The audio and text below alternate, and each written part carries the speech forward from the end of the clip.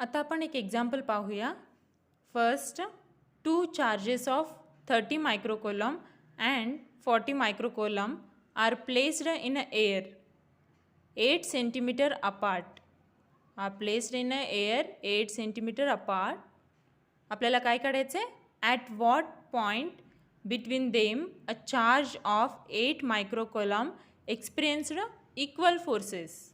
तर आपल्याला first given काय काय दिलेलं आहे ते लिहून घेऊयात. Charge Q1 is equal to किती आहे? 30 मायक्रोकोलम. आपल्याला माहीत आहे की 30 मायक्रोकोलम, मायक्रो म्हणजे किती? इंटू 10⁻⁻6. 30 इंटू 10⁻⁻6 कोलम. ठीक आहे, मायक्रो म्हणजे 10⁻⁻6. तसंच charge Q2 is equal to किती? 40 microcoulomb. 40 microcoulomb is equal to 40 into 10⁻⁻6 coulomb. Third, आपल्याला एअर मीडियम दिलेलं आहेत, म्हणजे ॲब्सोल्यूट परमिटिव्हिटी किती असते? K is equal to 1. आणि डिस्टन्स किती दिलेलं आहेत? 8 सेंटीमीटर अपार्ट, म्हणजे R is equal to distance R is equal to 80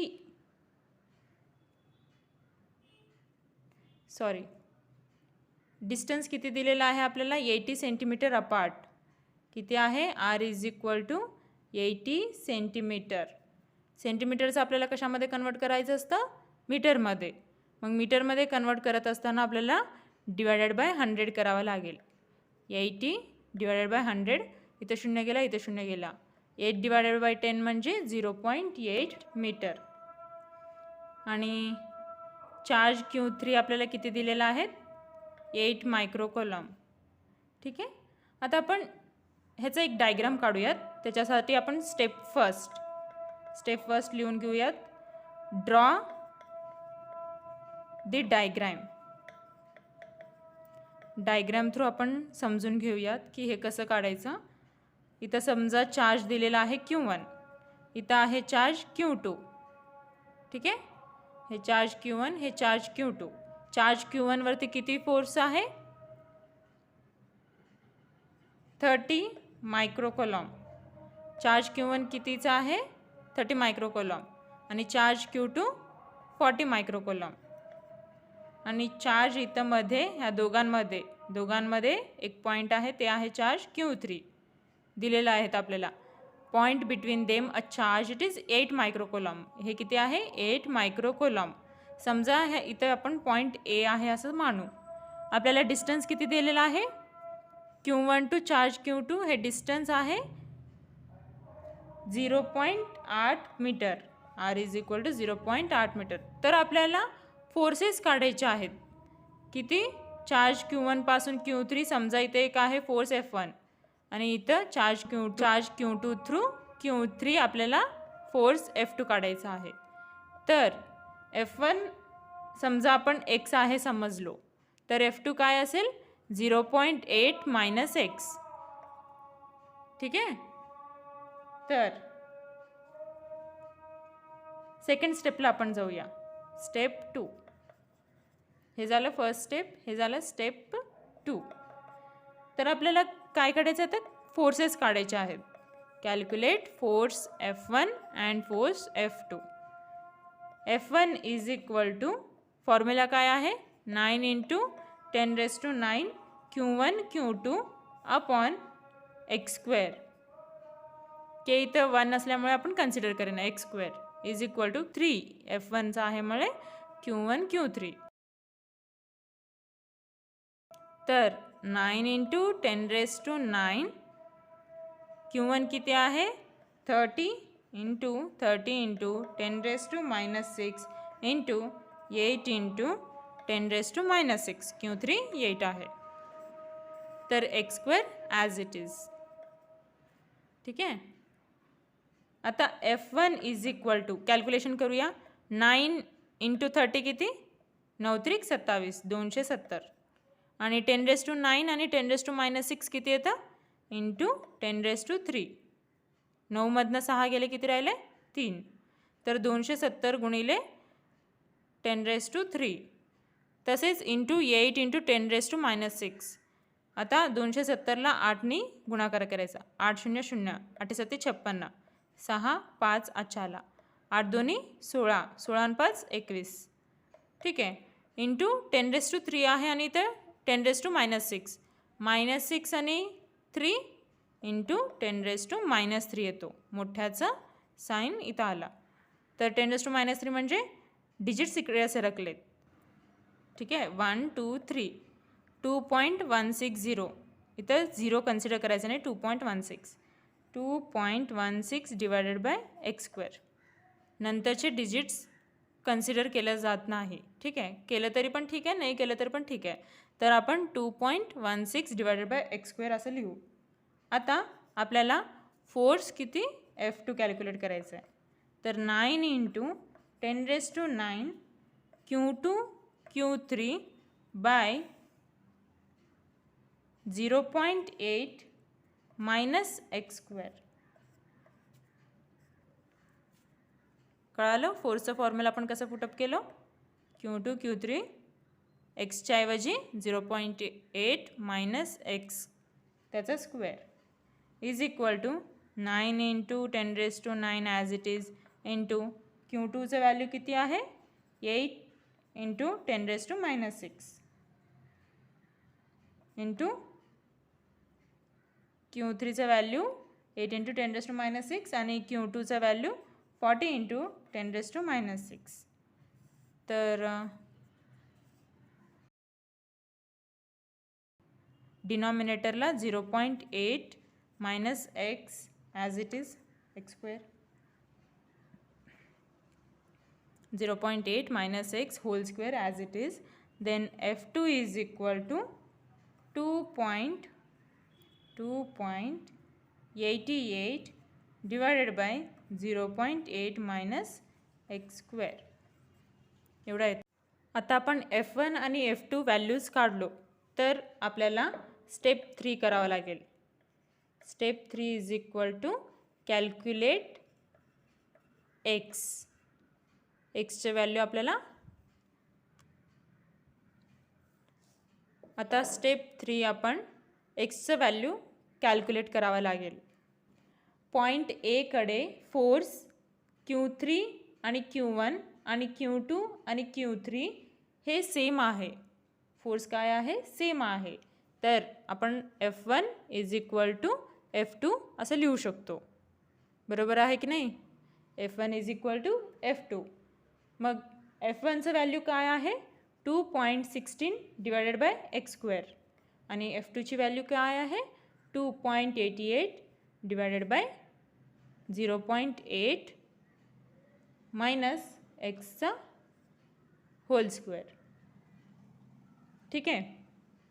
मग आता आपण 2.16 क्रॉस गुणाकार करू. 0.8 minus x whole square is equal to हे इकडं आला 2.88 x². आता दोघांचा आपण स्क्वेअर रूट काढूयात.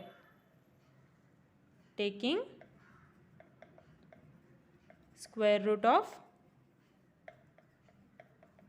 both sides we get equation. किती येईल ह्याचं स्क्वेअर रूट केल्यावर 1.47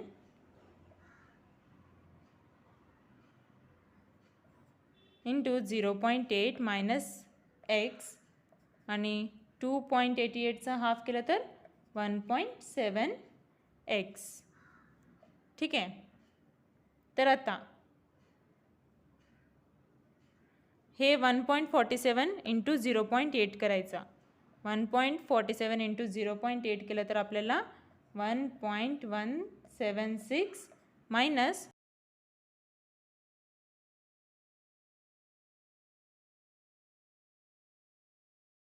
1.176 minus 1.47 into x is equal to 1.7x as it is. आता ह्या दोघांचं हे एक्स आणि हे एक्स आपण एका जागी घेऊया. तर 1.176 इज इक्वल टू हे इथे गेला तर क्या येईल 3.17x. ठीक आहे 1.176 इज इक्वल टू 3.17x. मग x इज इक्वल टू हे x आपण इकडे घेऊयात आणि 1.76 डिवायडेड बाय 3.17 केल्यावर आपल्याला आन्सर काय मिळेल 0.3709. एक्सची व्हॅल्यू आपल्याला एवढी मिळाली 0.3709 मीटर एवढं एक्सची व्हॅल्यू आपल्याला मिळाली. तर आपण काय लिहू शकतो हेन्स Q3 म्हणजेच 8 microcoulomb charge is at a distance of 0.3709 metre from Q1 charge and Q2 चार्जकडे किती येईल Q2 चार्ज म्हणजे 0.3709 हे व्हॅल्यू 0.8 मायनस करायचं 0.8 मायनस एक्सचं व्हॅल्यू पुटअप करून आपण सॉल्व करायचं 0.8 मायनस एक्स म्हणजे किती 0.8123 मग 0.3709. ठीक आहे तर वजाबाकी केल्यावर आपल्याला किती येईल 1924 0.4291. तर आन्सर काय येईल 0.4291 मीटर फ्रॉम चार्ज Q2. कळालं का तुम्हाला इथंपर्यंत हे झालं फर्स्ट इक्वेशन. आता आपण सेकंड इक्वेशन बघूयात. 2 spheres are charged with equal but opposite charges experience a force of 103 newton. किती 103 न्यूटन. फोर्स किती दिलेला आहे 103 न्यूटन दिलेला आहे आपल्याला. When they are placed at a distance of 10 centimetre in a medium of relative permittivity 4. इथं केचं value किती दिलेत रिलेटिव्ह परमिटिव्हिटीचं व्हॅल्यू 4 दिलेलं आहेत. Calculate the charge on each sphere. तर आपल्याला चार्ज कॅल्क्युलेट करायचा आहे. फर्स्ट आपण गिवन काय काय दिलेलं आहे ते बघूया. गिवन काय दिलेलं आहे चार्ज Q1 इक्वल फोर्स असल्यामुळे प्लस Q चार्ज असेल आणि Q2 is equal to minus Q. Equal and opposite charges म्हणजे प्लस चार्ज असेल आणि नेगेटिव्ह चार्ज हे इक्वल असतो. आणि R किती दिलेला आहे आपल्याला डिस्टन्स इथं 10 सेंटीमीटर. 10 सेंटीमीटरचं आपण कशामध्ये कन्वर्ट करायचं मीटरमध्ये.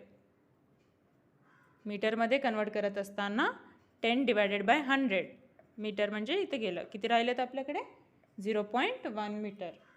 तर फोर्स किती दिलेला आहे फोर्स इथं ऑलरेडी आपल्याला दिलेला आहे 103 आणि आपल्याला relative permittivity K is equal to किती दिलेला आहे 4. तर आपल्याला इथं चार्ज काढायचा आहे. तर आपल्याला इथं Q1 आणि Q2 काढायचा आहे. According to Coulomb's law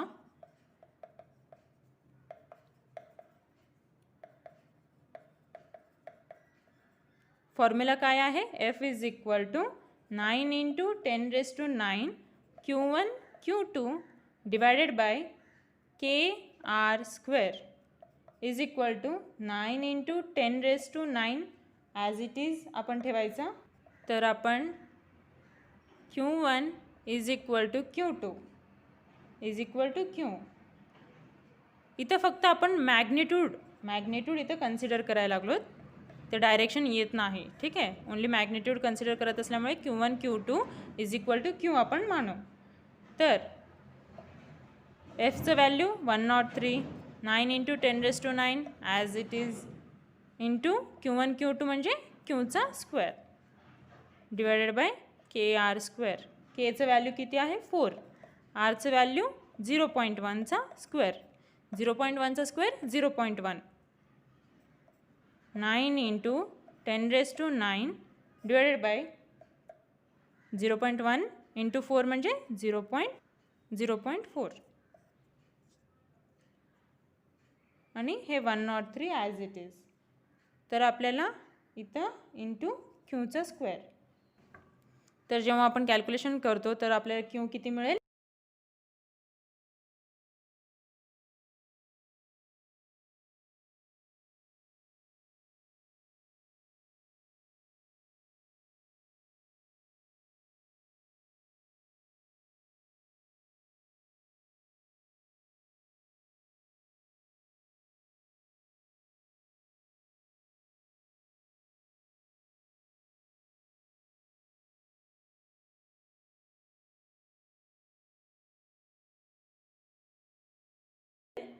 2.1395 into 10⁻⁻5 कोलॉम एवढं मिळेल.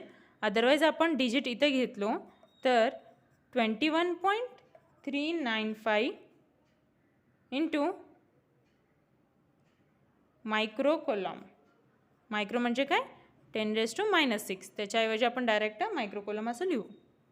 ठीक आहे. तर charge Q is equal to 21.395 microcoulomb एवढा आन्सर आपल्याला मिळाला.